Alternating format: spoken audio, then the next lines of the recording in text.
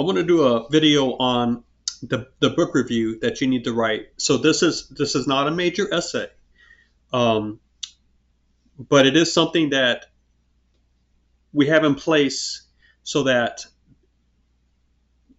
the work that you put into reading that nonfiction book this semester pays off. And I guess if you want to look at it as a test, well, here it is. But it's an essay format, and it is good to practice with a book review. Okay, so earlier in the course we did work on a critique essay, and a book review is basically that. It's a critique, but you're allowed to do a little bit more with a book review than you would do for a critique of, say, an article, simply because the book has more moving parts to it. Um, so as you write the book review, you're going to have two major sections again. You're going to have a summary section, and then underneath that, you're going to have an evaluation section. Those are your two major sections. Now, I don't want you to equate sections with paragraphs. I'm not saying two paragraphs. I'm saying two sections. Now, the summary might have 3, 4, or 5 paragraphs. It just depends what you want to do with it. The evaluation should be at least the same length as the summary, if not more, because this the genre of the essay indicates that you are going to be sharing your thoughts about the book more than just the content of the book. So it's not a book summary, it's a book review, although the summary is included. Okay. Now, when you write the summary, you got to be fair to the author. This is not a place for you to interject your opinions yet. You need to quickly give me the name of the book, the name of the author. It would be great if you included the press and the year it was copyrighted. So you can find that on the back of the full title page. All right, right by the C with the circle around it. That's going to be your copyright year, and the press usually is listed at the bottom of the full copyright. The full title page at the bottom. So 4 things I would love to see: full title of the book, name of the author, press, and the year it was copyrighted. Then you need to just somehow summarize what the book is saying. Like, what's the main goal of the book? That's always good to let your audience know. So, main goal of the book. And then as the main goal is being worked towards, what are the tools that the author uses? What are the steps that they take to get to that main goal? Sometimes the main goal can be the author divides it into 3 or 4 sections of analysis, or 3 or 4 sections of focus, right? So maybe the first section is focusing on X, and then it's focusing on Y, focusing on Z, or whatever. You can see the organization that the book has given its main goal, and you can definitely bring this into your summary. So, what's the main goal of the book? What's its main point? And what are the minor points, if you will, or the steps that are taken to get to that? What are the chapters about? See, the table of contents kind of does this for you, doesn't it? So if you want to be really cynical, right, you might say, well, why do I need to review the book? I mean, here, let me just rip out the table of contents and give it to you, and then you can look at it. It's like, I know that. Like, given today's age of information access, I can get to Google Reads, and I can probably just I can ask artificial intelligence to give me a summary of the book, and I'll probably get it. I can find 3 or 4 book reviews in the databases, right? So this is much more of a exercise for you to get in there and to sort of muck around in there and to learn how to build this up in terms of, here's a basic summary, and then here's what I think about this. So the table of contents can certainly help you with your summary. Okay, I'm not asking you to list out the chapter titles, but you might want to talk about what the major chapters talk about. You might want to combine or categorize some chapters. You might want to say the first 3 chapters talk about this, and then the next 3 talk about this, or whatnot, right? So there's a sense where you do have to create a reading experience. A good book review doesn't just like list the table of contents, right? You have to make the reading experience flow through your sentencing and through your paragraphing. So definitely work on the summary. Now, if you haven't, I think many of you are in the situation where you've done reading from the book, but you haven't read the whole book because I haven't asked you to read the whole book or whatnot. Maybe some of you have, but so how do you kind of find out what the whole book is about? That's where the table of contents can help. That's when reading the introduction of a book can help. Many times, nonfiction books will kind of describe their organization and really the main things they're about in their introduction. If it's not in the introduction, it might be in the conclusion, but you have a much better chance of it being in the introduction. If you still need kind of help with that, then I would say read the first couple of paragraphs of every chapter and maybe the last paragraph of every chapter. Definitely do a lot of skimming, but you have to skim with intention, because if you haven't read the book through and through and you're trying to get a fair and objective picture of what the book is about, you're involved with skimming and spot reading. Spot reading is you're just reading spots. And I would say those spots should be the beginning of the chapters and the end of the chapters. And if you can kind of put together a pretty decent picture of what the book is about, then that's what you need to be doing. Obviously, you can have a one sentence summary of it, right? Like, this is what the book is all about, and you just say it in 1 or 2 sentences. That's a legitimate way to do it, but it's not going to help you write a book review. A book review is expecting some length in the summary. So I would say definitely try to summarize it in 1 or 2 sentences, but then expand. Maybe show how the book supports, that big what it's about statement. How does it build to that? All right. So right now we're just talking about content, and you do have to figure out how to provide a condensed version of the content. Now, for this book review, I'm thinking 3 to 5 paragraphs ought to do it. Okay.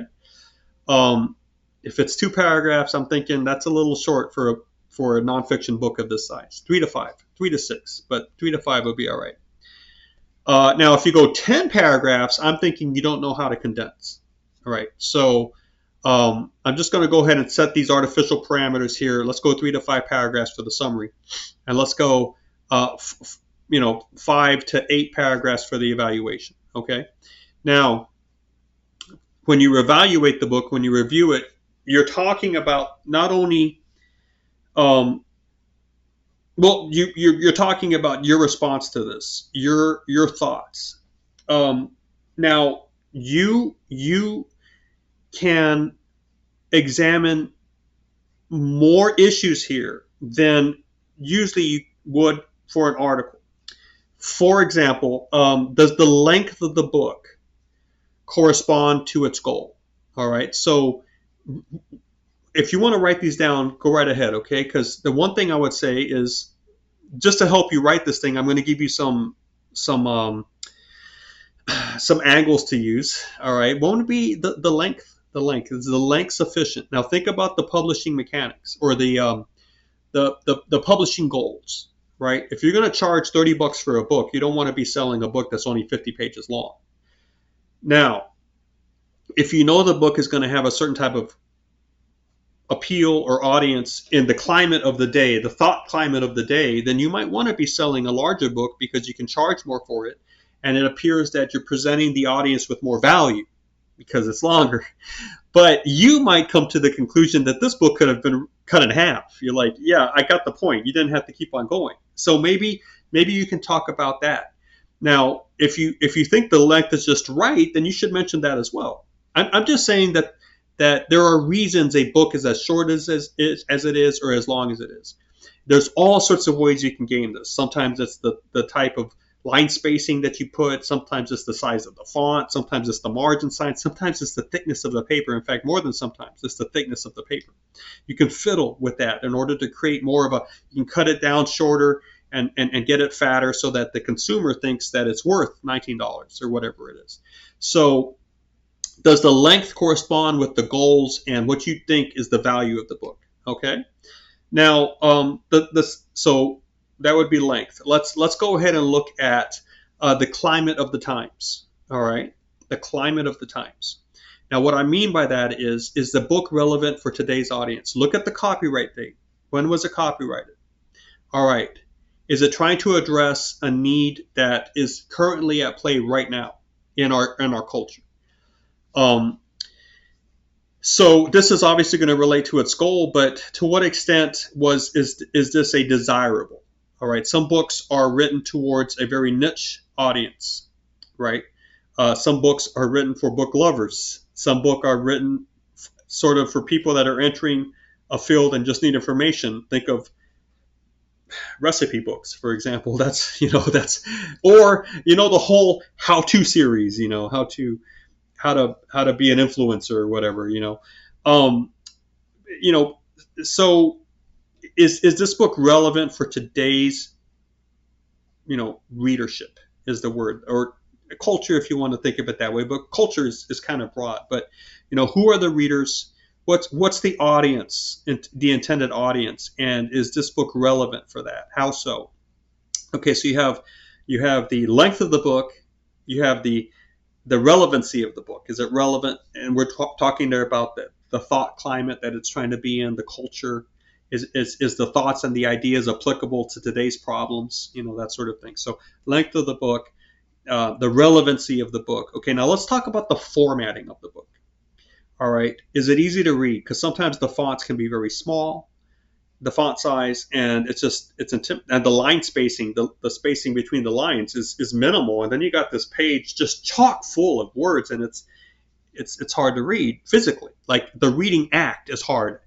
How was the reading act here for this book? How did they format? How did they use section headings? How did they use bullet points? How did they use graphics? That's what I mean by formatting. Not only font size and line space, but things like that as well, because that helps in terms of, that does something to the reading experience, right? And is today's reader more visually oriented? Does this book have those elements incorporated in? Again, it's going to depend on the audience of the book, but if the audience of the book, the intended audience is a younger readership, 20 to 30 years old, what are their reading habits like? Did they grow up much more comfortable with screens than other reading generations? If so, how do we read a screen? We often start in the middle and go outward, or we go to the graphic, or we recognize some sort of organizing principle like the links or the menu at top. We rarely read when we go online or we look at a screen. We rarely look at the top left and they go from left to right, top down. That's how we used to read books. But now we're reading in a much more desultory way. Now that word means we're jumping around a lot. So, is this book designed that way? You could talk about the design of the book, all right? And by that I mean formatting, font size, line spacing, graphic elements, bullet points, bold type. Also the cover. The cover, what's the cover like? Is the cover a good cover? What do you think? And this can give you some legitimate length, right? So far we were talking about the length of the book, the relevancy of the book, and now the formatting of the book. All right. And I think two more things. Let's talk about the content, right? What do you think about the content? Was it over the top? Was it, did it properly match the complexity of the topic? It's right. Because sometimes a book can say, hey, I'm talking about this, right? And in fact, they oversimplify it. Or they're going to say, I'm going to talk about this, and in fact, to get the required length, they overcomplicate it, and it doesn't need to be that complicated. So, how's the content? How was the approach there? Did it match the complexity of the topic or the simplicity? What was the word choice like? Was the word choice shooting over the topic? Now, what I mean by that is, were the words just too obscure, too pedantic, too abstract, or were they too colloquial? Now, by colloquial, I mean, how you talk with someone in a conversation. And sometimes we get away with a lot of things. We get away with slang. We get away with verbal hesitations like or or oh, or we can repeat things, or we have phrases like you know what I'm saying, things like that. So when a written text imitates the colloquial event, then that sort of language gets in there. Well, what was this book like? What was the language like? So, we're talking about the content here, okay? And the last thing, the fifth thing that I want you to kind of look at is the consumer appeal. How is this thing a consumable? All right. So in today's day and age, books don't get published unless the publisher believes they can be sold, right? Um, there is self-publishing that happens. Obviously, we know that, but when it goes to a press, the press is trying above many things. It can have various goals, you know.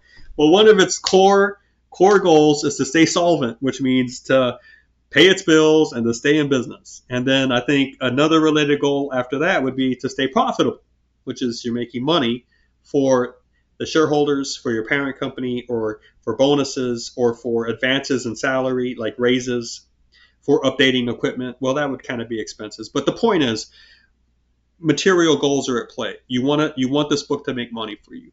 You cannot continue publishing books that are going to lose money for you. So how is this book developed as a consumable? What made it work in the marketplace? And that's something I want you to think about. There's no easy answer to that, and there's no one correct answer to that. But okay, so you have 5 things to work with here to develop the review section of the book review. All right, and just go back, maybe to minute 10 in the video, and see these 5 things again. And if nothing else, this can help you structure the book review essay for this class. All right, this is not the only way to do a book review, but if you've never really done a review of anything before, starting off with the summary, and remember that at the beginning of the summary, you need to provide the book's title, the author, the publisher, and the copyright year. And then once you provide that summary, its overarching goal, and then, the different parts that work together towards that goal. Then the 5 things that help you structure the review. Okay. I think that you could do a decent job with this and not have it be like a 5-day thing. Okay. But definitely in this last work folder, don't put things off to the end.